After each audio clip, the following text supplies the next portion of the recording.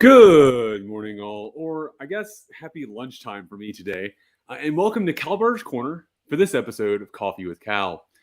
I am Baron Kal-bardr Gellir, Companion of the Meridian Cross, Companion of the Argent Comet, Companion of the Compostela, and Reaper, coming to you live from the lair of Signor Fantastico in the Shire of Tir-Brist in the beautiful kingdom of Meridies.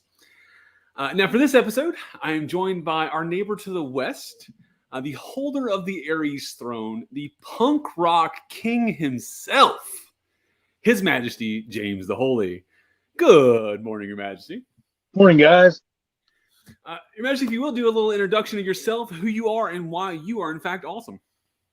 So I'm, James the Holy, James Lestrange, called the Holy. I'm a knight, pelican, and duke in Glenavon, and currently sitting the throne. So. Excellent. Welcome to the show, man. I'm happy to have you here. You and I have had some interesting chats around a campfire, so I'm excited to sort of continue those chats here on live and for other people to enjoy them. But before we dig into our topic today, as always, today's show is coffee themed, and that is the most important part, obviously. So let's talk about our beans for a moment. Since I am traveling, I don't have my normal coffee setup. I made a quick trip down to my favorite green apron coffee shop this morning. I grabbed a iced cinnamon dolce latte, which is not the important part, because I couldn't settle for a generic cup. So I borrowed a cup from my host. Apparently, it is, in fact, good to be queen. There you go. So what about you, Your Majesty? What are you drinking today? I'm like a tea guy, so I'm doing a mandarin orange tea mixed with a spiced celestial spice tea. So. Ooh, that sounds fancy. I like that. Now, the black tea tries to kill me, so I try to stick to I love it in very short bursts. So I have to make sure I don't kill myself with actual black tea. So it's a thing. I didn't know you could be allergic to black tea, but apparently my body doesn't like it. There you go. All right, so man, everybody out there watching, welcome out there. Happy to have you guys here. As always, as we dig into the topic today, we'd love to have your questions and comments. So drop them over there in the chat, wherever your chat is on your screen. Make sure to include your name and any title so I can properly give you a shout out as we discuss your thing. So today's topic, and this is one I think that's really interesting, and it's actually setting up a series. It's really funny when I start scheduling these Coffee with Cals because I pick one topic, then I pick another topic, and then end up connecting the two almost by accident. So this is going to start a little bit of a series of sort of the ideas about being a peer and just being in society and just being frankly being a better person, right? We're always talking about doing knightly things on this channel. But Baroness Rahmut, who's Harsh Rodra Attention, gave you a shout out a few episodes ago about your transparency and openness as a peer, right? Both as a knight, as a pelican, and then sitting in the throne. And it's something that I'd seen it. You and I are friends on Facebook, so I'd seen your post and seen what you're doing. I was like, man, this is a cool guy. And then you and I talked, and I was like, man, this is a cool guy. I like what he's doing. And then Rahmut did that shout out, and I was like, that's a really great point, right? So it's something that you started doing, and it's something you've done before, but also since you've been the king of Glenalman, I think have ramped up a bit. So for you, I guess, what's your motivation? What's your goal? Sort of what is the transparency there for you? So I didn't, when I started in the NCA, which wasn't, comparatively wasn't that long ago. I started in 2003, 4-ish, I guess. And when I started, there was a group of people in my age bracket that kind of came in, mid-20s kind of came in, a bunch of young upstarts, kind of that, very much kind of Gen X kind of attitude with things. And like, hey, we want to do some things.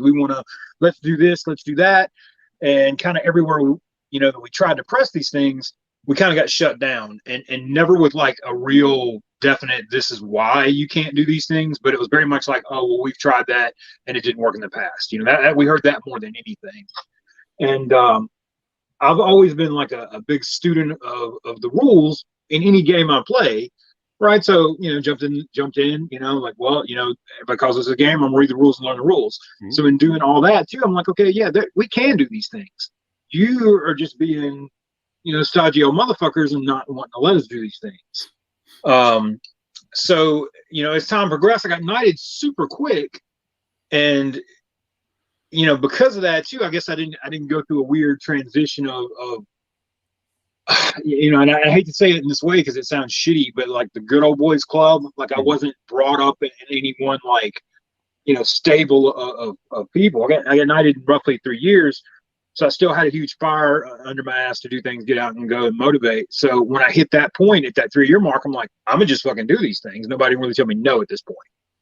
And then I learned, it was just a bunch of gatekeeping, right? But that confusion I had early on, I'm like, man, people need to realize that you can do these things and that the rules are there to help you out, not to shut you down. And even in that short time period, and especially becoming a knight, problems kind of arose, and they come to you as a peer, especially a new peer, like, oh, we'll get him to fix it. So you start hearing all these problems that people have, and you're like, well, hey, here's how you fix it, or here's how you address it, or here's how you do these things. And people had no idea that there was like a complaint process, that people could get kicked out for being douchebags, that there were courts of chivalry. Nobody knew that stuff. And I'm like, why does nobody know this? That's bullshit. Like, it's in our rules. Why is this being hidden? And that kind of opened the door, for me being transparent on everything, right? Like, okay, let's kick the fucking door down for everybody.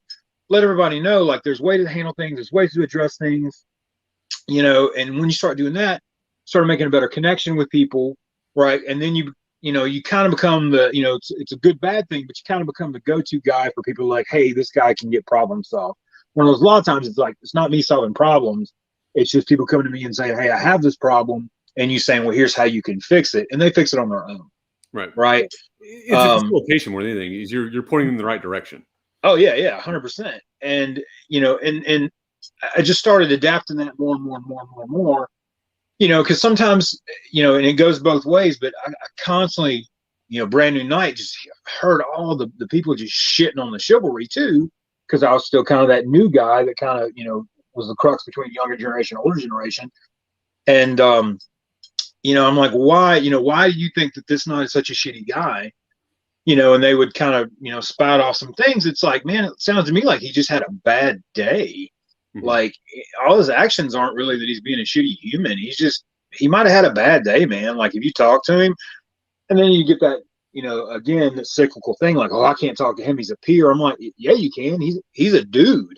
Like, he's just a person. Which again, kind of second. I think that's you. Yeah. And it kind of put me on another, kind of crusade to like, man, like, we put people on a pedestal just for a title, and those titles mean different things to everybody else, but at its core, you're a civil servant when you become a peer. Right.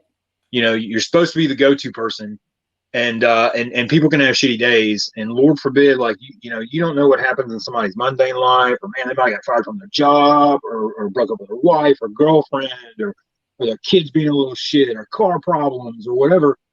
That doesn't stop if you're a peer. Doesn't stop if you're a crown. It doesn't. So, we've got to remember that, but that also goes both ways. The peers can't see somebody having a shitty day, a populace member, and being like, oh man, that he's a little shit. Well, again, that person might have had just a shitty day. Right. So it's, at the core, for me, I'm all about redemption stories. SCA is huge redemption land. Right. So, and that can be done daily. That's not a prolonged thing. It doesn't have to be 6-8 months, a year to wait somebody to get it and click in. Somebody might show up Friday night and just be like in a fucking dour mood and just having a bad week or bad month. And in that 12-hour period from Friday to Saturday, you as anybody, peer or not, could turn that around. But that is stripping down all the, kind of the hierarchy of things. Like, don't approach them as a peer, approach them as a person, and that's, that's kind of tirading here, but I got huge emotions on all this stuff. No, and I'm excited. Like, there's so much there I want to break down. Like, because good God, you hit like 4 major points there, right? They're so tied into this. I think that's the biggest thing about this, from me. So it's sitting as the non-peer in this room, right? That transparency is super important. So I see there's a balance that I think needs to be maintained, right? In organization, there is some. In the SCA, I'm super big on the protocol and precedence, and you're the crown and I'm not. Like, that's important to me from a role play perspective, right? You and I can both agree that, yeah, you're just a dude, I'm just a dude. We're just 2 dudes hanging out in this room. But like, when we put the fancy hats on, you're the king, right? And that's important. but that shouldn't matter when you're being an asshole, right? That's Right. we have to remove that, and that's a weird line to draw of when you're the king, when you're not, because it's like, it's just role play. It is a game, right? And that's the thing people miss on is they swing too far one direction or the other on that. They're either super committed and say, well, that's a peer, that's the king, I can't touch it, or nope, don't care what titles at all. We're just gonna just ignore those completely and deal with it mundanely. Right? We got to find that middle ground right in here of where can we maintain the titles, maintain the pretty, but also deal with our problems as a social club, right? Because that's what we are. This is a business. This is a social club first, role play second, right? I think that's hard. It's especially hard when, and I've heard this more over the last year or two, especially COVID and political climate. Right. We're trying to protect our brand, so, and that's, some people didn't appreciate that because they looked at it as like, well, I'm just a byproduct of this brand, and it's like, no, that's not what they're saying. You want to get people if you want people to drink Coke, you got to make Coke look fucking sexy, right? That's what they're saying. Like, you want people to come to the SCA, you got to make the SCA sexy, because we're not the only game in town anymore. We had that locked for a long time. But, now, AmpGuard's super huge. All the phone groups super huge. You got Bohart, HEMA, EMP, SMA, and other little splinter groups. We've really got to tighten down and figure out what we want, right, and how we're going to move forward with that. And, telling people like, no, you can't do that because we said so type mentality that we've had for so long, that shit's got to go away. Right. We've got to connect with people. We've got to connect people on a human level, and I agree with you. When it's time to do work, you do work. You put the hat on, you put your belt on, your chains on, and you go do the show. But, in between those scene changes, that's when you make connections with people, and that breaking all the bullshit down and letting people know, like, hey, it's okay to have problems. It's okay to be human. It's okay. Shit. If, it's okay to be, super into the SCA too. Like, there's a place for everybody into that, and if that's your stick, just understand that's your stick. Don't try to, if it's, midnight around a campfire, like, maybe that's not the time for it, just kind of pick and choose, when your scene is. I'm a huge fan of the SCA has a moment for everybody at every event. Right. You can have a 500 person event. There is a moment for every person there. They just got to find it, and you got to be accessible. We all should be accessible to help them find it. Right. For crowns, it's super easy. Their moments are court or whenever they walk down the road, people bow. People, their moments are super easy. But for that Joe newbie who's been playing maybe 4 months, that moment might be a little more difficult. Right. They've been to their first couple of events. They've gotten their newbie token, or they met a couple people, and sometimes they kind of get pushed to the side because the shine is starting to wear off. And we just got to be careful of that. Give them their moment. Give them their 10 minutes. Right. Find that 10-minute moment. Give it to them. That's why I'm a big fan of like tokens and largesse and shit like that. Because, man, there's things I got when I was new that I still covet, and I try to do that. Every event I try to look for those moments. And it doesn't take anything out of my day. It's just being aware and just keeping my eyes open and not sitting under my own umbrella of bullshit. I always say, like, it's okay to drink your own Kool-Aid. You just can't like the taste. Yeah. You sit there and drink it. Just don't try to find the Kool-Aid. Yeah. There's a really good quote here from His Majesty Sean through Jermaine. Says, "I might be king, but at the end of the day, I'm just a guy with alpaca shit on my boots." Yeah. I like that. I hear Sean saying that, so it's pretty funny. Yeah. And I think that's important. I think so. As a crown or as a peer, it's a thing that it's. I know, like, I want to hold that to an esteem, right? So, and you mentioned knights getting shit on, right? And we've seen that before. We've seen it, especially in the last 2 years now, with a lot of the stuff going on with the politics. A lot of the knights have been more in view of that. But admittedly, it's because you guys are most visible, right? The knights are the most visible peerage in the SCA because of the trappings and just because of the station it is. So you're going to get shit on the most when things happen, right? And I think that's not a bad thing necessarily, because you guys know that, so you know what you got to live up to. But I think that I want to put that on a pedestal because I want my knights and I want my crown to be that bigger thing. Yeah. right? And that's for Kal-bardr, that's okay, right? For Richard needs to remember that this is just James hanging out being James, and I need to remember that he had a bad day. I guess you mentioned that a minute ago, and that's super important that we need to make sure we disconnect that, right? Yeah. Now, we need to look at when those nights have prolonged in like, no, this guy's an asshole every day and shining on the weekends. Nah, okay, let's talk about that now. That's a different thing. That was kind of my next point is when you can disseminate when somebody's just having a bad day opposed to prolonged douchebaggery, you know, and I think that's kind of why it's important to like really focus on like, okay, are they an asshole today or is it prolonged? Because I'm all for kicking people out of the SCA if they just have a history of douchebaggery. Right. I don't think you have to break any of the major laws, you know, like you touch kids, you're fucking out. You steal money, you're fucking out. You know, you assault somebody, you're fucking out. Like those are easy. But if somebody just has spent like a decade of just making people feel like shit, boot them out, man. Like this is not the game for them. Like something has happened and you know, like they don't need to be here anymore. They're soiling the brand, as it were. And, you know, but again, like the important part of all that is making sure that we disseminate like who's just having a shitty day and who's just a douchebag. Right. You know, and connecting with people, I think, lets us know that. Because there are people like I've tried, you know, I'm gonna try to get to know this guy. I keep hearing horror stories. Maybe I can connect to him. Maybe I can talk with him, meet him, talk with him. I'm like, no, he's just an asshole. Right. You know, and the opposite of that, you know, talk to people and then find out like, oh no, you know, they had somebody kind of shit on them in the SCA or they just, you know, having a bad time and all that.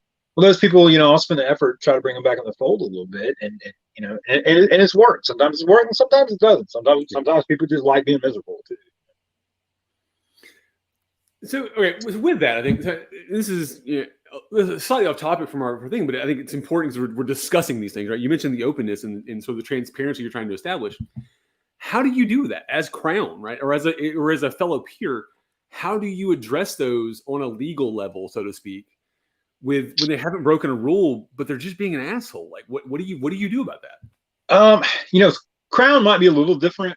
You know, so there's no rule against it, right? And I'm not one to just kind of, you know, pussyfoot around. Really, you know, I'm very much like somebody's being an asshole. I'll walk up and tell them. I don't care what hat I'm wearing at the time. You know, hey, you're being an asshole. Now, I do have to, you know, I do keep in mind, okay, I am wearing the hat or I am the crown at the time. I might need to change my verbiage a little bit. You know, I might need to come at it with an easier approach, but you know, I'm all about like, hey man, you know, pump your brakes a little on some of this stuff. The weight of, you know, it's kind of a, you know, the very interesting situations in that. I've come to people as Crown, watch them pump the brakes. The minute I stepped off Crown, flared back up, and I'm like, okay, they're just bowing to the station at that point. You know, they're yielding the road to the Crown, which, okay, you know, I get it. I get it. The Crown told you to do something, you're going to do it. I appreciate that.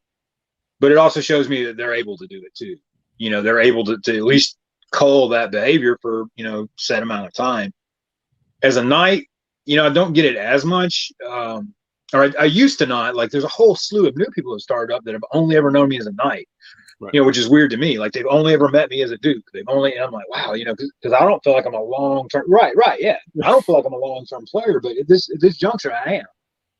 And so it's you know, as a knight, I'll come up to him, and if it's a knight talk, I'll be like, hey, as a knight, you know, this is the shit that you need to be aware of, you know, especially because, you know, in the circle or you know, how you're going to be perceived. You know, most of the time though, if I'm stepping in like that, it's usually like, hey, I'm gonna try to connect with this person, and I know if I'm gonna have to have an awkward conversation or an uncomfortable conversation with them, I'll usually try to hang out with them a little bit. Mm-hmm.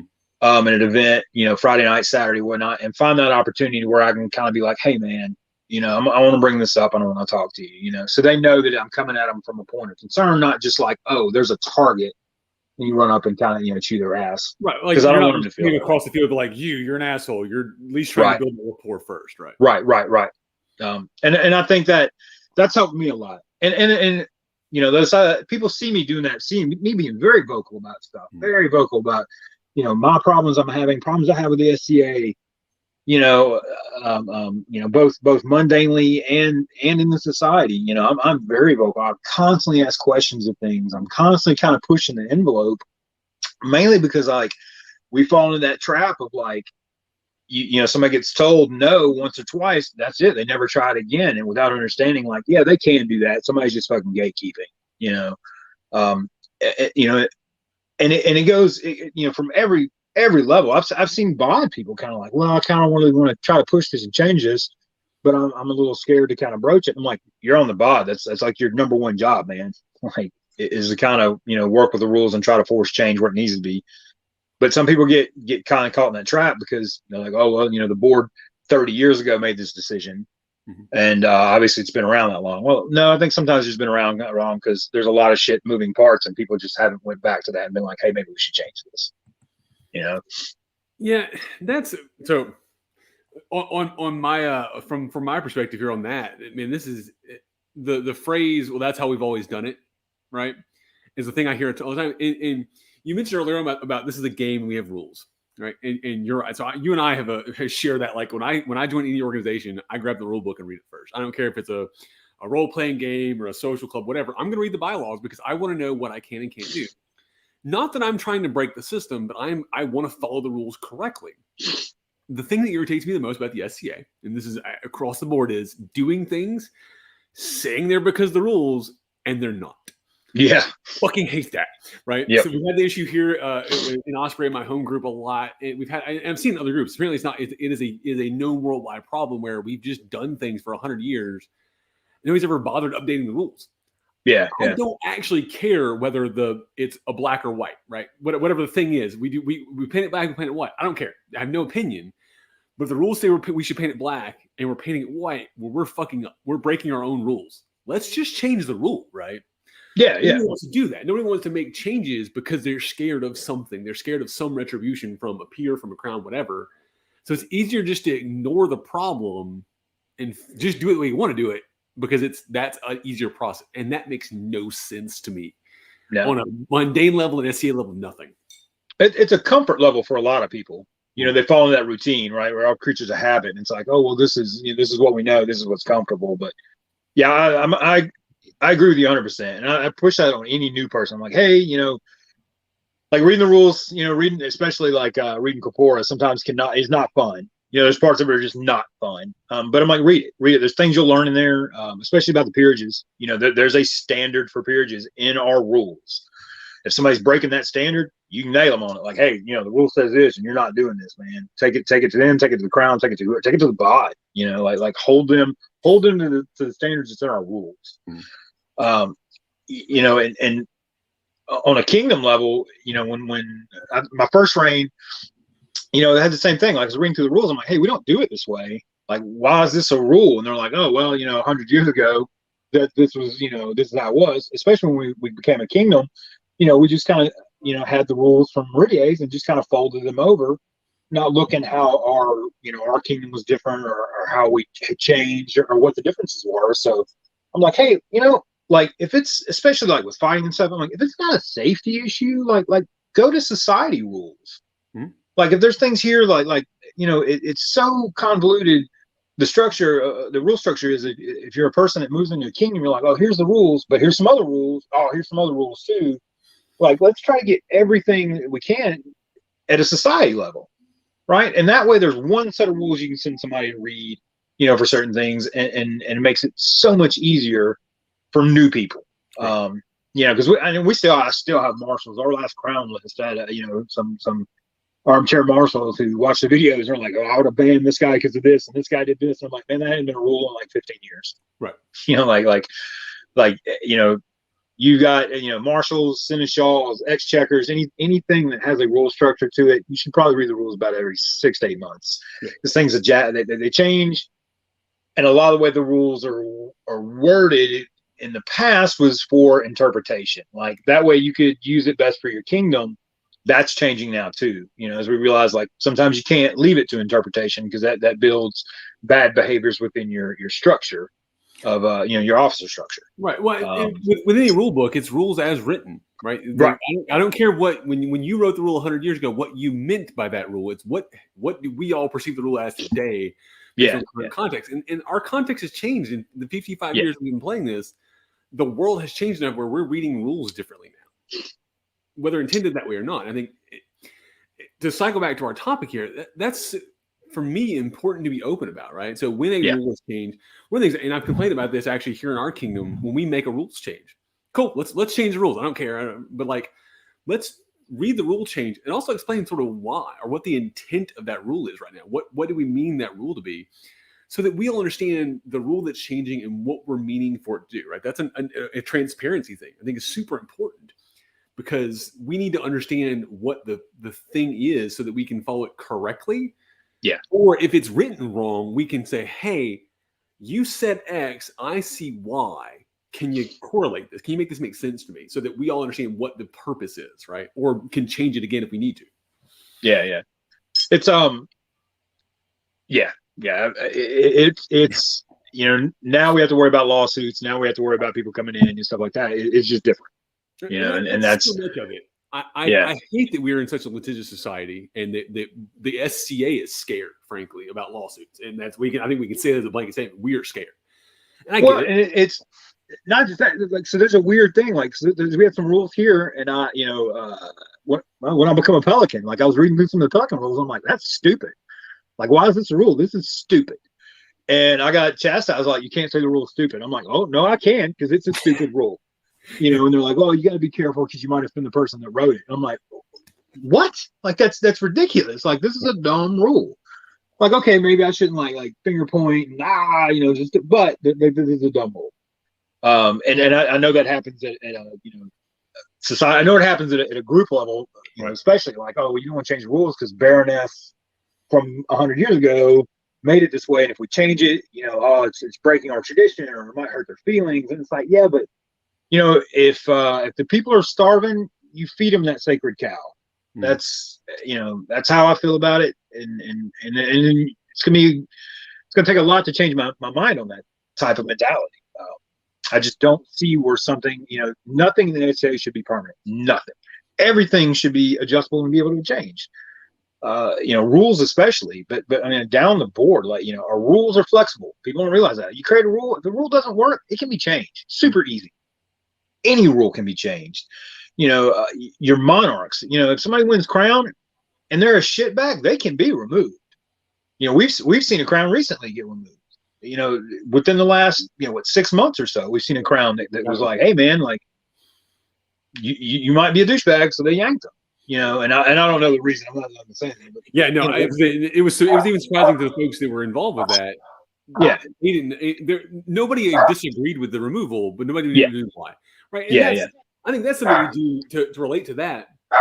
I think part of you mentioned earlier about courts of chivalry and things like that, and our general like adjudication process is a little obfuscated, right? We don't talk. We do the things and it happens, but it's so behind the scenes that. And I understand some of the reasoning for protection of the guilty or the innocent rather, and the victims or whatever. And that makes sense. And again, scare of lawsuits. But like, we almost need to talk more about those sorts of processes. People understand. So you mentioned nobody knows about courts of chivalry. Nobody knows about the complaint process, right? Like, yeah, because we don't talk about it at all. Nobody ever sees the outcome of it. So we don't know what happens with it because we don't see it. It's so behind the scenes. So I think, I try to do this. I think it's important for other people to do it too, especially, we've been such a, one of the SCA's problems, it's a good problem to have, but we're oftentimes too polite a society. Right. And we always, and it's a weird balance thing because I've seen it, it's both, it goes both ways, right? We're too polite. Sometimes we're too nice, like giving people a bit of the doubt, but then we talk shit behind their backs. Or when we don't know what's going on, people automatically assume the nefarious. Mm-hmm. So, rolling back to the transparency portion, I think it's very important. If somebody's being, if a lady has a problem with the knight, I think maybe the knight, if she comes to the knights, especially like, hey, this thing is happened, that night, one of the first things he should probably ask her, after the initial, breakdown conversation is, hey, do you think this warrants a court of chivalry? Mm-hmm. Do you think, that this warrants us sitting down with him as that, and let people know, like, these are things that we can do. But that should always be an option in that mix. And yeah, you're right. It never gets brought up, or rarely gets brought up. We had a knight, moving to our kingdom, or we had somebody moving to our kingdom. We give him the benefit of the doubt. He got knighted and then immediately fell back to bad behavior, really shitty behavior. And even some of our knights were like, we don't know how to address this. I'm like, there's ways to address it. We have courts of chivalry. We have, all these things that we can do, and we did, and it started a process that got him kicked out, thankfully. Because again, it's a long history of just being a D-bag. Right. And it took a couple of us saying, hey, there's a process, but if the process isn't even known among the peerages, that's a huge problem. Right. And I've seen it. The same guy, kind of accosted some laurels and stuff, and the laurels came to me and like, hey, this guy's doing that. And I'm like, well, why haven't y'all said anything? Why don't, send reports in, like document this, send in complaints. We can do this, we can do that. And their kind of reaction was like, oh, well, but y'all knighted him, and we, right. And I'm like, that breaks my heart. It's the problem is you're his friend. Right. Yeah. Whether you're not or not, you wear a white belt with him. You made him a knight, therefore you're his friend. And it would be hard. Like I can see that coming out on the outside is like, if you're best buddies with this guy, because I see you hanging out doing knight stuff with him, I can't come to you and be like, hey, that guy's an asshole. You can be like, no, he's not. He's my buddy. Like that's going to be the immediate response, right? Yeah. Or at least that's assumed. It may not be. That's the assumed response. This is my friend, and I think that's said a lot. I hear that a lot. You hear a lot from people who are like, hey, this guy abused me, or this guy, this and that. And unfortunately, it's mostly males. And I'm not picking on the males or the knights here, but we see that more. Is, well, he's always been a great guy to me, or he's always been good around me. That's the response you get. It may not be true, or it may be true, right? I've always seen, this person as a good person. I've never seen the negative side. Yeah. And that one person complains, and you're like, well, do you trust it? And I've been the brunt of false accusations. So I very much have to play devil's advocate on that of like, well, yeah, I'm not going to trust the one person who comes to me with a complaint, but you have to trust us. And I think that's a thing with the openness about this. And it's what I dislike about our peerage process, and dislike about our circles is the circles are so contained. Like I get the reasoning of we want to maintain some mysticism behind the circle and behind the peerage circle. And that's cool.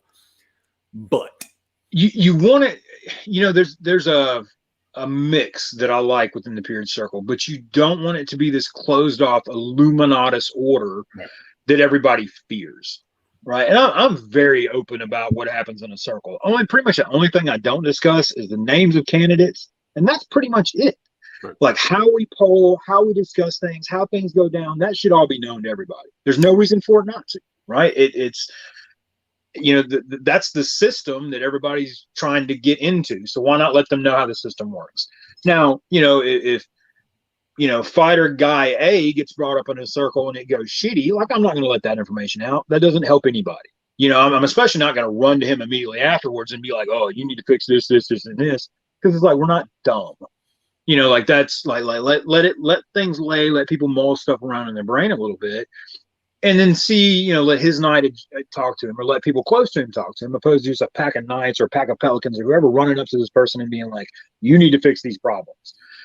Because, sometimes, I've learned this, sometimes it's not a problem. Sometimes this process is just people in that circle getting, getting to a point where they're comfortable with admitting that person's a peer. And that's a shitty thing to say, but especially for that candidate, like, oh, they are a peer. They just got to get comfortable calling that person a peer. But that's the way it is sometimes. And is there a bar you've set, maybe like in your head, you've got a bar where peer is, and that person may be slightly above or below. This is your bar, but like there's a range of peer, maybe. Oh, and a lot of it is just, it's investment. I've learned that. And I've told my squires, I'm like, hey man, like you want to earn votes, you just got to make knights feel invested in you. They've got to feel that investment, and that's across all the peerages. I've seen it as Crown sitting in laurel circles and sitting in, pelicans and everything else. The laurel's like, they want that candidate to feel like that they've imparted some of their knowledge onto them, that they're carrying their lineage on, their knowledge on and stuff like that. And it's just, it's a weird, it's a weird thing that, it's we as humans, it's a human thing, it's outside of the system that everything's set up. But, and the counterbalance to that should be the crown. The crown should be the one that kind of steps in and be like, hey, yeah, I hear what you're saying, but no, this MFers a peer. It should be the one to balance it all out. fortunately or unfortunately, a lot of cases, you have the crown is kind of bows, kind of bends the knee to the orders, right. For good or for bad. Like I'm not judging any kingdom or any order one way or another, but I've seen peers that were not, polled positively and made peers that were phenomenal peers, some of the best we've had. I've seen the opposite more times where the peerage orders were like, hey, we super want this guy. The crown makes them, and they wind up not being such good peers. So, I mean, that, and vice versa. And it goes every way. But you can't, how the orders work and how they operate within that doesn't make a good peer. The person decides they want to be a good peer. Right.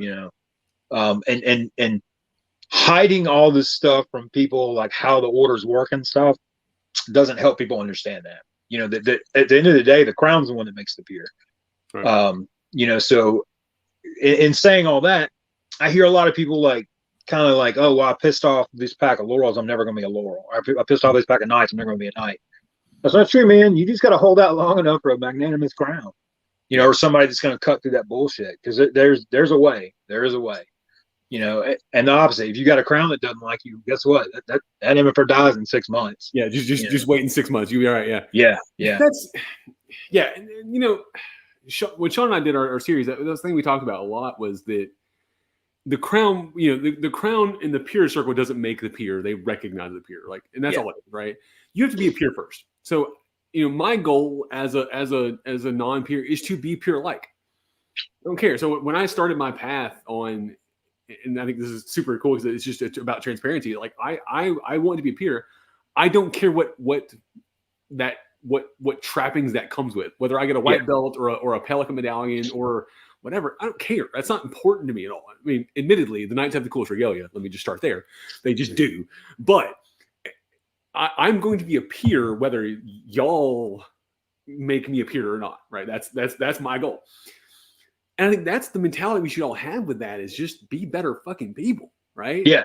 And if we do that, that's fine. And I think we look at that from both the low end and the top end as peers, right? You're sitting around, just be peer-like. Throw the belt down, throw the chains down, whatever. Just be peer-like and hold yourselves accountable. Fergus made that out of, we as knights, I think it's just we as peers should hold others to that station to a higher standard, right? So as people maintain those peer-like qualities, you then have to hold them to those peer-like qualities. And be open about it. Yeah. It's well, and all that, too, like people like, what do I need to do to come up here? Like what, they get caught in that, like, what more do I need to do? And again, it's all in Corpora. It's laid out what peers are in Corpora. Everything additional to that is, traditionally the kingdoms are how those peerages operate. But if you're doing these things, two things I tell people to becoming a peer is, number one, don't be an asshole. Yep. That should be pretty easy. Number two, love the SCA. And that's really it, man. Everything else usually falls, the pieces usually fall in. But, you got to love the SCA, because you're going to have some shitty days. You're going to have some shitty days. You're going to have some days that you're like, Jesus Christ, is the money worth it? Is my time worth it? Is taking all this bullshit worth it? And I think at the end of the day, I 100% think it's worth it. Mm-hmm. There's really speaking from the knight side of things, there is no other hobby where you get to be a fucking rock star from swinging a stick. I mean, we are playing a glorified game of cowboys and Indians, and you're the permanent sheriff. Like that's, you get one of the best jobs from being, swinging a stick pretty good. And that's don't fuck that up. Like, Jesus Christ, don't fuck that up. It has some problems. Admittedly, there's some issues with that system overall. But yeah, as a person who swings a stick, it's freaking cool. Like, I have to jump on that bandwagon for a second. All right, so back to the openness of this. So you as a peer have been super open about your faults and your negativity and just your problems. And I think that's super cool, because it paints a picture of that as a peer, right? So we've put James the Holy on this pedestal. He's this bigger than life figure that now we're seeing, oh no, shit, he just goes to work on Monday and oh look, he just had a bad day. His car just, we're seeing those negative things, right? So we're getting to relate this bigger than life figure to mundane shit that we all deal with. Yeah. But even though you're doing that mundane shit, you're still putting on those trappings and dealing with I'm going to be a bigger person about this. and I'm going to step up and be that example. I think that's really neat to me to show that as a peer. It's one of those peer-like qualities of just being bigger than and being better than the extenuating circumstance, right?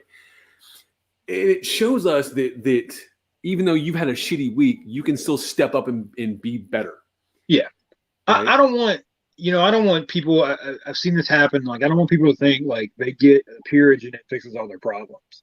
Right. Because your problems go away. You still got to go home Monday and mow your grass. It's those problems don't go away becoming a peer, but it gives you, you do have weight in the SCA when you get that peerage, right. And there's weight behind it, especially as they stack up, you get more and more, you get more and more weight, you get more and more known, more and more notoriety. And it's real important, I think, for people to see like, hey, I have problems too, but I can put this, medallion on, or put these laurels on, and it kind of gives you this armor, kind of, it's, I equate it to like the SCA. I always say this, like it's like when you first kind of fall in love with somebody, right? You're like a teenager, you're 14, you're 15, and you fall in love with a girl, and the world can be super fucking shitty. You can just have the shittiest world, but you know what? Hey man, it's okay because I'm in love. Right. SCA has that. In multiple layers, and peerage is one of that. Peerage is something that you can look back on, like I'm having a shitty time, I'm having shitty week, just don't feel good today, or somebody set me off, or whatever, and but it's okay because you can put that regalia on, and you can kind of be like, I accomplished this, I did this thing, this is something I did, so it kind of gives you that armor, and don't take that for granted though. It's that I want other people to feel this mentality, right? I want, I always say, like, when everybody's a peer, that's when the SCA wins. When everybody's a peer, right? That'll never happen. Some people don't want to be peers, but if they want to be, man, like, we should make that path easy for them to get there. We should let them know too, like, hey, these are the struggles we all have, but at the end of the day, you put your shit on, your armor, and you can help people. You can, we all help bring them the tide. All ships rise at every level.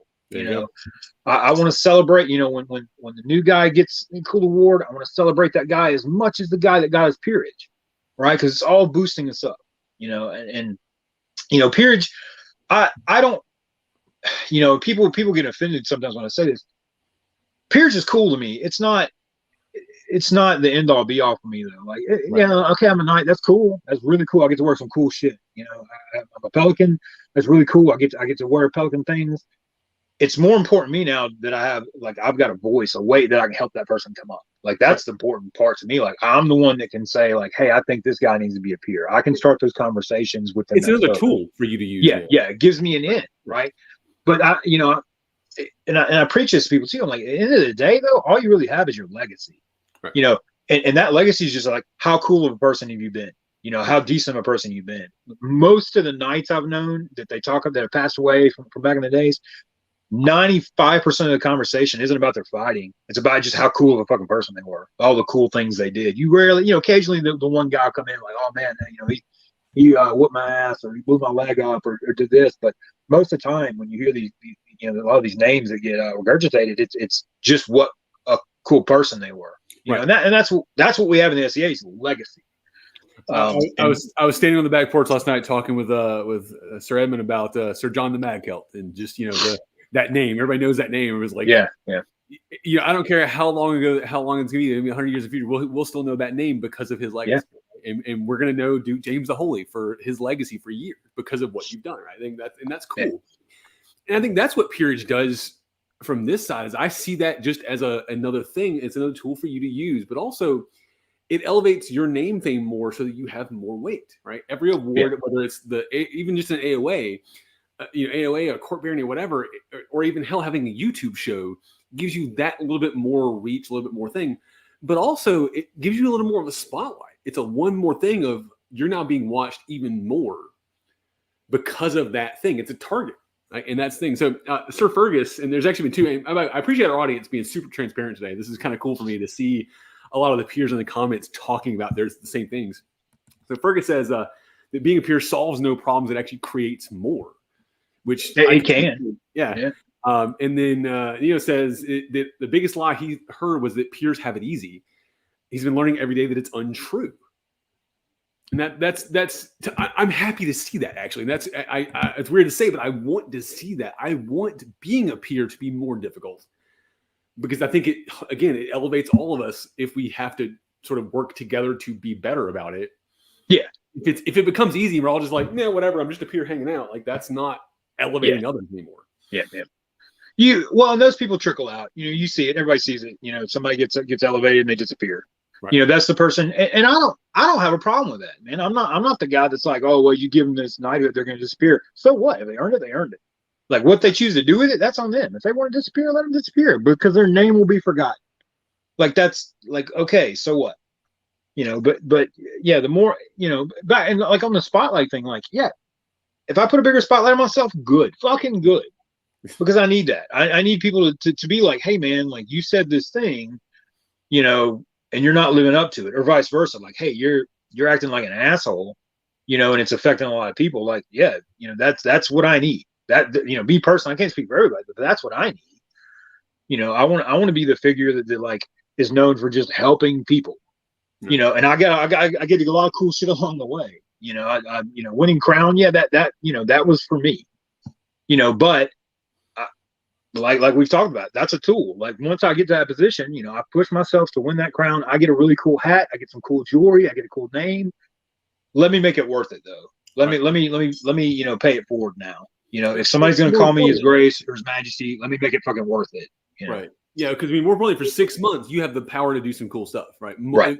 The penultimate power at this point, right? Yeah. As a duke, you can do a lot. As a knight, you can do a lot. As a pelican, you can do a lot. As a king, you can do a lot, though. It's a different thing. Yeah. And that's because how we've written our rules, and that's okay, right? I have some problems personally with the power of the crown. Personally, on a legal level, I wish our crown had no legal power and only had roleplay power.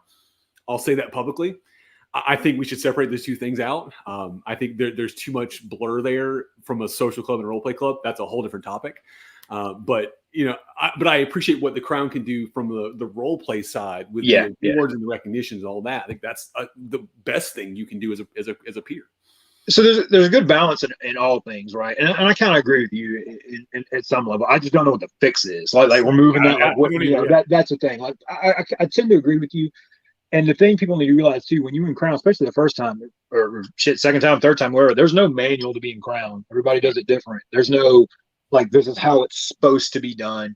They leave that door wide open so that you can kind of put your spin on it, because sometimes that's what people enjoy. You have a late period reign, they put their spin on it. They're at the way they do it. The next reign might be like a way early period reign. So but that's all role play and should be role play. It should be that side of it. And I think, removing some of the legal aspects of it just gives them more time for that too.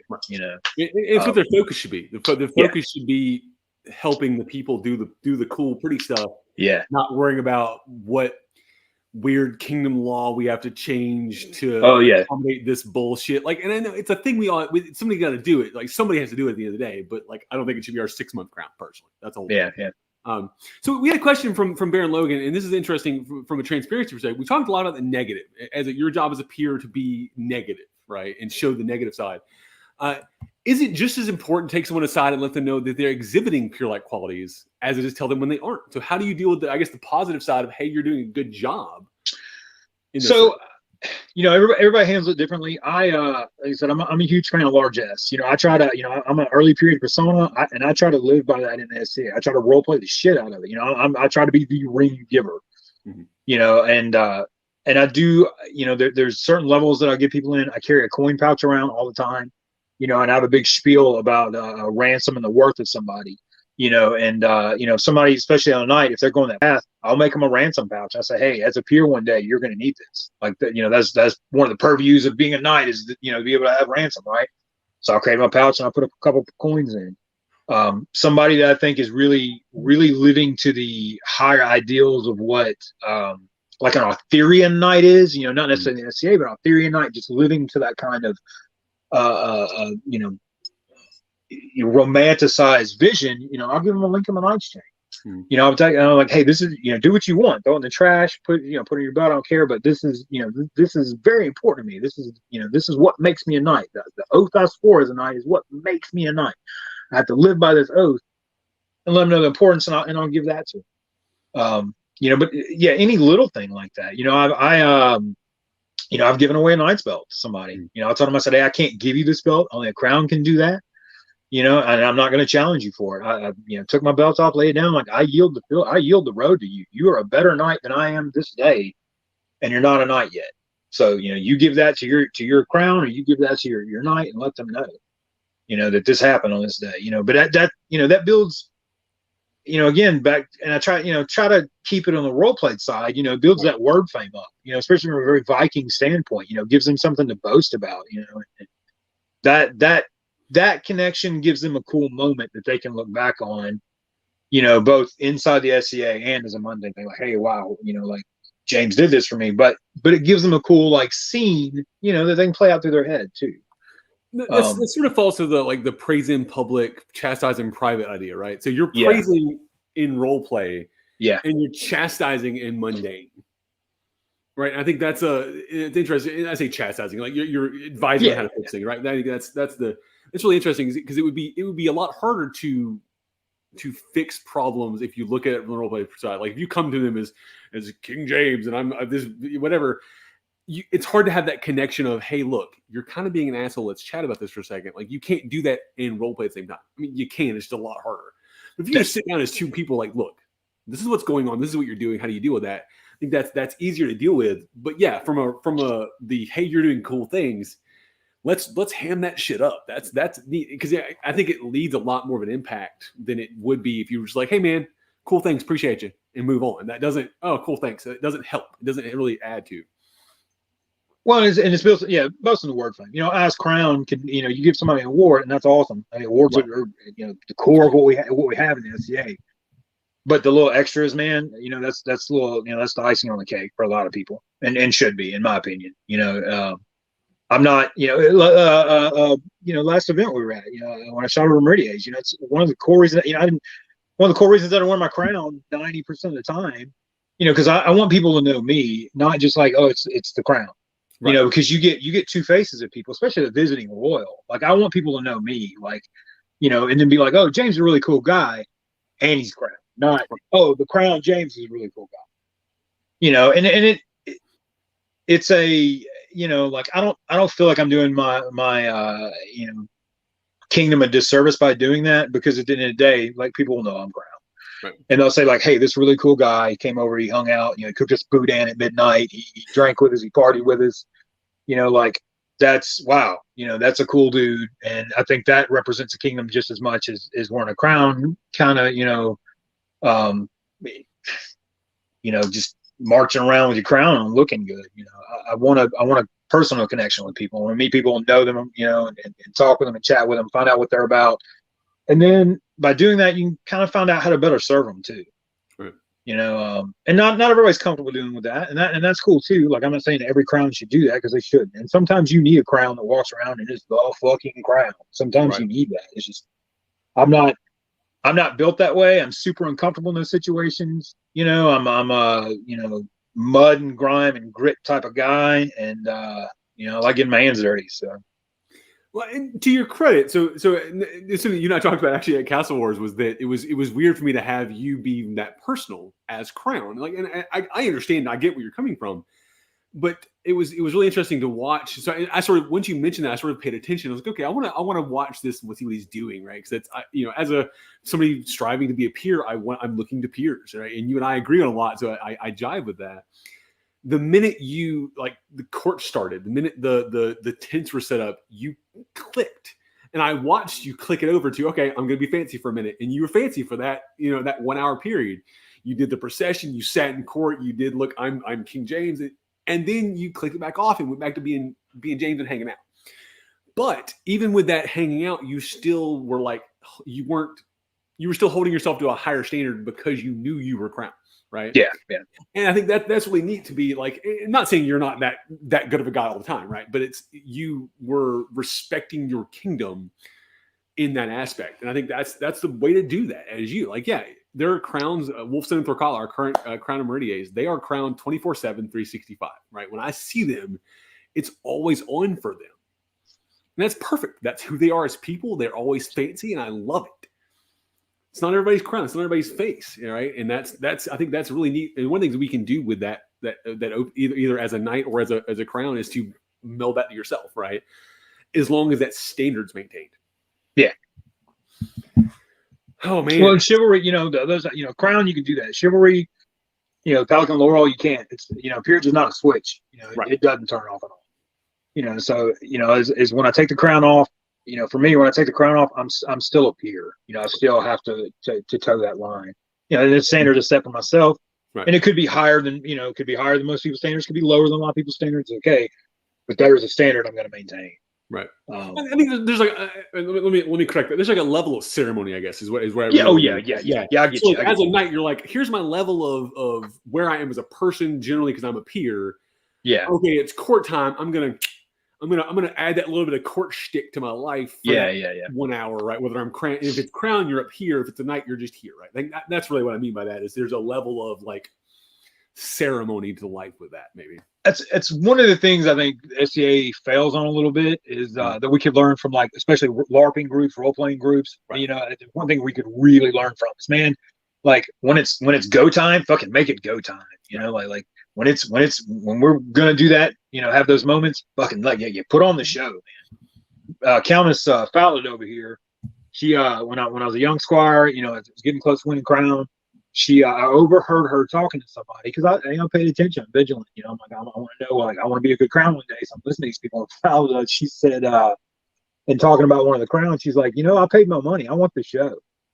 And I buy into that, man. Like, yeah, you're the top of the food chain, and that's kind of your job, is to entertain. As crown. That's one of your big jobs. People pay their money, man. Give them the show. Yeah. Yeah, I think and you're right. That's something we should learn from the LARP groups. I don't have experience with any of the Dagger or Hemer or those other groups. I don't know what they do or EMP. But my LARP experience I do have, I felt involved. Right, the SCA doesn't do as well about that. We have those that 1 hour court, that 1 hour period where we're a little more on, but the rest of the time we're just hanging out, which is okay. There's nothing wrong with just hanging out, being social, enjoying our friends, and there's some magical moments that come from that, right? That around the campfire time, the hanging out in the camp time, those are important things. But we need to be more aware of the ambiance across the board, right? Yeah. As crown, as peers, those are important things to do. So yeah, that's man. I have so many thoughts. Like I'm going into like topics. I'm like, oh shit, we got to talk about those things. I want to touch on one more thing before we go, because we just hit our hour now. For transparency, so as you're being transparent, and over the last 2 years, we've been virtual, right? And it's something you're a big part of. You're on TikTok, you're on Facebook, you do a lot of that stuff. Is there a negative side to Facebook and the virtual world that you've seen from that transparency? Are we too transparent? I'm trying to figure that out myself. When it was just Facebook, like I would, for a while there, like I would throw out a question a week, like some of the topics heavy, some of the topics light, but I like just to open the door for communication for the SCA, and this was probably 6-7 years ago when I started doing that. As more and more people now are on Facebook, and especially with the shutdown, and now you have Facebook, Instagram, TikTok, Discord, I'm afraid that the turning point will be like, you can get your entire SCA virtual. No need for people to do events, right? And that is a huge negative in my opinion. But in that too, you can also, if all people are seeing is negativity through these things, people bitch, especially Reddit. Reddit is a cesspool. It is a seedy. Stay off of Reddit. It is garbage. So if that's people's intro to the SCA, especially in the shutdowns, like, hey, there's this cool thing people do. They get online, they watch 1 or 2 like the learning videos, or see like your show or Ask the Knights Live or that. And like, hey, this is a really cool thing, and they dive deeper. If that's the first thing they hit, man, why would they want to join? Right. But the counter side of that is there's a shit ton of good content out there now. A shit ton of good. And one of the SCA's failings has been advertising. Like, we don't, if we're going to be a brand, we got to advertise. And pre-COVID, we didn't have hardly any online presence. And now, man, there's a flood of good stuff out there. So it's just letting people know, it's really directing people towards the good, staying away from the bad, or letting them know, like, hey, you know, this is a rule side of the game that we're trying to work out. You know, this is not a giant argument among people. These things like, hey, we want to change, we want to grow, you know, and just being completely honest from the get go. Like, you know, I think there's a lot of words and terminology that's getting thrown around now that we didn't have 5 or 6 years ago. Right. You know, that I think is important. You know, gatekeeping. Like, you know, if you said somebody was gatekeeping 6 or 7 years ago, they wouldn't know what the fuck you were talking about. Now you say that, well, this person's a gatekeeper, you almost instantly know what they're talking about. Right. You know, all the stuff that's going on, you know, with the you know, with the alphabet mafia is the easiest way to say it. You know, all the stuff that's going on with trans people and gay people, you know, people of color and all that stuff. You know, 9 years ago, you know, if you started kind of talking about these things, like, oh, well, you know, I've heard of one lives somewhere out in the Midwest, you know, type of thing. But with social media, you realize, like, no, this is a giant portion of our populace. You know, there's a huge community of gay people, of trans people, of poly people, of, you know, all these things, and them seeing that these people exist and struggle in the SCA, I think is good, because I think a lot of those people like realize that they share the same struggles, like they build a community around that, right? You know, I couldn't imagine the hardships of growing up gay in the South. I couldn't, it breaks my heart knowing that people struggle the way they do. But I also know that a lot of those people have built communities because they share those struggles.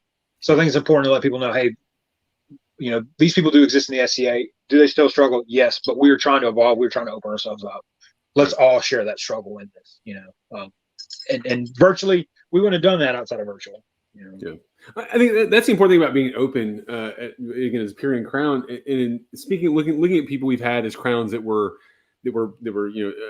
Alphabet mafia, poly, neurodivergent. Neurodivergence is a huge thing, especially in the SCA. It's weird how many neurodivergent people in the SCA are now realizing they're neurodivergent because of other people talking about it, right? I think it's something we do in the SCA that I think is improving, is that openness about the various, I'm going to call them problems, right? The things we're dealing with, whatever those things are, is helping other people then realize that they had that same thing. Yeah, they just didn't know it. They didn't have a name for it, right? And that's, I think that's the thing we've done with Facebook, with YouTube, with TikTok, whatever, is we're starting to open up those channels more to have those discussions and realizing that, oh, I'm neurodivergent, but can be king because this guy did it, right? Yeah. You know, or I can be gay and still be a peer because this guy did it or this person did it. Like that's amazing, right? The alternate titles are the thing. I've had my rant about alternate titles, and I don't like how we did them initially. We're getting better about that. I think it's a super fun thing to do, a super good thing to do, because we're having those discussions, right? We see the people of color stories coming out, and just seeing those discussions is then breeding those to be more open to those ideas. Yeah, I mean, that's openness, right? That's the SCA in a nutshell. And that's why I want to thank you for what you're doing with that, because it's so important for me to see our crowns, to see our peers being open about themselves as people, so we can then have those discussions, right? You may not have 100 of those things that we need, but you've got the one thing that somebody's going to need, right? Well, you know, we don't know if it's a problem. You know, we can't fix a problem if we don't know there's a problem. Right. You know, and so for such a long time, people kind of hush about it. You know, the older generation was brought up that way too. Like, you didn't talk about mental health. You didn't talk about, you know, struggle. Right. You didn't talk about being gay. You didn't talk. And a good chunk of our populace is that older generation. You know, and then you've got, you know, kind of that, you know, the Gen X crowd that's kind of like, hey, we want to change it, doesn't know how to change it. You know, and I think they fall in the trap of, like, you know, where they feel like they're pushing uphill all the time. But now you have, you know, a younger generation kind of stepping in who are very, you know, and you know, people kind of shit on millennials a little bit. Man, if anything, they're bold. Yeah. You know, especially online, they're fucking bold. You know, and it lets them give, you know, it lets the other crowds get kind of more weight. They're like, no, see, it is a problem. It is a problem because these fuckers said it was a problem, and we told you it was a problem, and now we know it's a real problem. Now we're gonna fix this shit. You know. Virtual does that. The openness does that. Really, transparency does that. Yeah. You know, just kick that door open and say, hey, let's talk about all these fucking problems. You know, and sometimes it's not a problem. Sometimes it's miscommunication. Sometimes you're just thinking, you know, you read the rule wrong, you saw something wrong. But a lot of times that there are problems, and now's the time to address that. Especially coming out of COVID, man, we have a huge, I'm gonna say, obligation at this point to reinvent the FCA. Yeah. You know. Now's the time to do that, especially, you know, a lot of the shutdowns going on. We can talk, we can communicate, we can open doors up. You know, I don't think everything needs to be public, but there needs to be a venue for it. know, Discord, you know, however we want to do it. Stay the fuck off Reddit. Stay off Reddit. It's Reddit has some useful FAQs for games. Outside of that, stay the fuck off Reddit. That's a good point. Yeah. I'll occasionally end up there by accident looking for a Fallout thing and go, all right, I'm gonna look at this one thing and then go no further. Yeah. Well, 5 minutes later, you're showering. You're just, I don't feel good about myself. Yeah.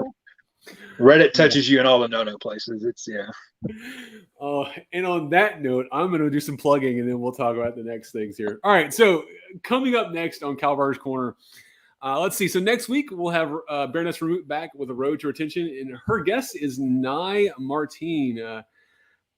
These shows are amazing. I love Rahmut. I love these shows. I was really reticent when she first pitched the show to me, but I've loved helping tech for those. So tune in for that, 8 p.m. Central Time next week. The following Sunday, and this is super funny. It's like I did this by accident, but it works out. I'm going to be flying solo for the next Coffee with Cal. Talk about managing expectations. And I this is one of those. This whole show started for me for my shower thoughts, and this is one the other day. I was like, man, I started chewing. I was like, well, I got to do a show.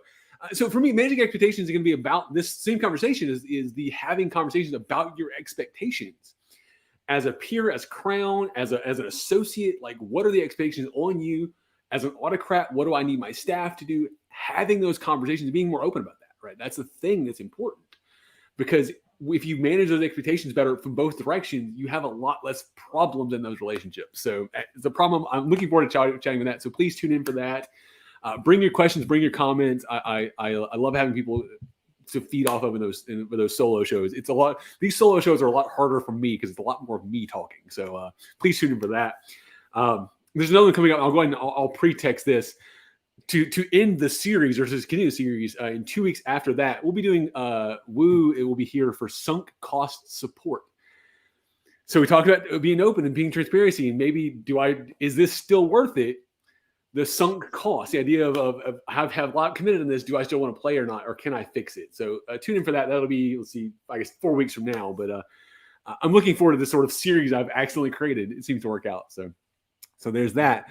As always, if you want to support Kal-bardr's Corner and KK Productions, everything we do here, look us up on Patreon, patreon.com/KK Productions. Join the grand wall of patrons, or just follow, subscribe on YouTube. Check us out on TikTok at Kal-bardr. That one. There you go. Buy stickers on Redbubble. We have the new Trauma Onions sticker up on Redbubble, inspired by Duchess Helga and artwork by Ulfric. Super cool artwork. There's actually a badge being processed as well, an actual SCA badge for the Trauma Onions. So check that out. And that's that. So subscribe, like, push the buttons, do the things. There you go. All right, Your Majesty, this has been an amazing conversation. I appreciate your time. I want to sum up. Give me your sum up in 1 sentence or less of transparency and openness for you. So, if I had anything, to tell anybody joining the SCA or coming to the SCA, old time player, whatever, you build your own relationship with the SCA. The same thoughts and ideas that apply to a normal relationship apply to this relationship with your hobby. So, check for your own red flags, check for your own toxic behavior. You are the one that makes your hobby toxic, and try to avoid that. There you go. I could not have said it better. Thank you for that. So, folks, this has been an amazing hour, and that is an empty cup. Your Majesty, again, I appreciate your time, and I appreciate all of you out there watching. You guys tuning in every week makes this worth it, makes me happy, makes me able to keep doing these shows. So, but until next week, this has been His Majesty James the Holy and Cal in Kal-bardr's Corner. Have a good day, everybody.